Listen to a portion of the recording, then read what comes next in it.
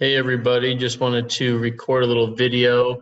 I know I touched on Flipgrid for a second today during the staff meeting, but figure this is a good way to kind of practice Zoom as well as walk you through Flipgrid and how it can be beneficial for you and your students.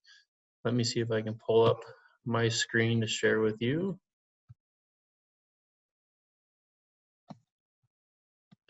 All right, so what you would do is you would just go to flipgrid.com, and let me put that in there. And this is a screen that you would see. On the very top right, it says educator sign up, and that's where you would click and sign up with your LUSD or Lompoc Schools emails and just set a password. They set up free accounts that your students could then access. So I have an account, so I'll go educator login. And then as soon as you have your account set up, this page here keeps track of any grids you make, which are basically any pages that you create that have assignments on them. As you can see, I've used this throughout the year for different subjects and topics. So right now I have set up Homeschool with Mr. West. And if I were to click on it, it looks like this. And it's just a really good tool for students to have. I post this link here. I'll just copy and paste it as a link in my Google Classroom and in my Class Dojo so the students and parents can access it. And this is the screen they will see. So what happens is any topic you assign them will appear like this, and you give simple directions that can also be read to them if they need it. And they'll follow up with a video. Instead of having a written response, they hit this big green plus sign, and it'll post a video of them recording their answers, which is just a cool way to kind of keep our interactions between the students and ourselves active. So it looks like I have 14 responses to Monday's assignment, and you can click the videos and watch them, and you can actually respond to them with video messages and have a back and forth conversation, which is kind of cool. So let me go ahead and go back to the grid page. Now, if you're going to just start this and you would want to add a new grid here, that red box, we'll say add new grid, and we will say this is a Mr. West test page. And now you have three choices: school email, student ID, or public and PLCs. School email is the safest one for students to use because you have to have a Lompoc Schools email account or their 202 account to access it. But that's going to take you into some issues with students working from home. I'm sure many of them will not have access to their numbers, or there'll be some excuse where it won't work. So just do public and PLC. That way anyone, whether they're on their computer signed in or their mom's phone, they can access it. So next. It gives you this, and it has these places you can share it. You can share links directly to Google Classroom. I don't share it straight from here. I typically will copy the link and post that in Google Classroom. But let's go to the grid. So now I have this page, Mr. West test, and you can just make one page for your room. And then right here it says add new topic.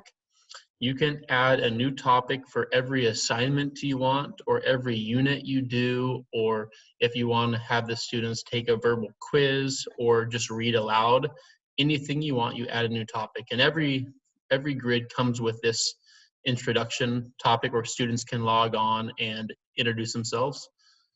So to add a new topic, you click there, and you would give it any heading. Maybe it's a read and respond. You post a Wonderopolis link where they have to read through an article, and then you give them directions or questions that they should be following that you want them to answer. And then their recording time for their response is a drop down here. From experience, if you give them too much time, like 5 minutes, they'll end up kind of rambling on forever, and some of the goofier kids will turn it into a joke. So I just keep it a minute 30. That's enough time for any answer I'm going for.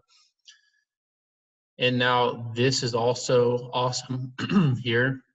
If you're asking them to do any reading or research, you can post links on here for them to look at. You can post YouTube videos, and in order to do so, you would just need to have the YouTube link available and copy and paste it here. And that way, when the students pull up this topic, they would be able to watch the video and respond. So create topic as soon as you're ready. Your topic is ready. Now this is a link that will take you directly to this topic you just created, whether it's an assignment or reading, math project, whatever it might be. And I would say all set.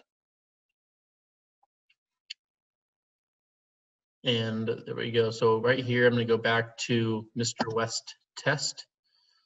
And here where it says flip code, view as student, this is what they'll see if you're to paste this link into their Google Classroom or the ClassDojo. So this would be the page that you just created for your class, whatever you want to give it as a heading, and then your topics are drop downs. This is where they can introduce themselves, and this would be your first assignment you put on there. Like even a starting assignment for students to practice, you can just say, ask them how their time's been at home, or maybe give them a chance to share how they're feeling about the coronavirus and how it's affected their life, and just kind of use it as a little share out section. And then you can use it more to incorporate actual units down the road. But yeah, there's no limit on how many topics you can do. You can assign maybe 2 topics per week and keep them going on. And then you can also ask the students to respond to one another if you want to get more into it and more inclusive with everybody. So yeah, that is how Flipgrid works. Again, just set up an account by signing up as an educator. Sign up on the top right when you open up flipgrid.com, and this link here for your class Flipgrid, you would then go ahead and share it with your class and add as a link.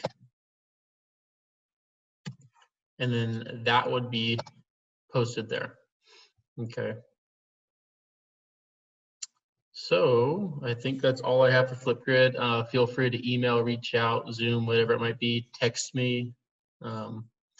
I'm typically with my kids, entertaining them most of the day, so a text is easy, but I also have access to email all day. So hopefully this helps, and best of luck. See you guys.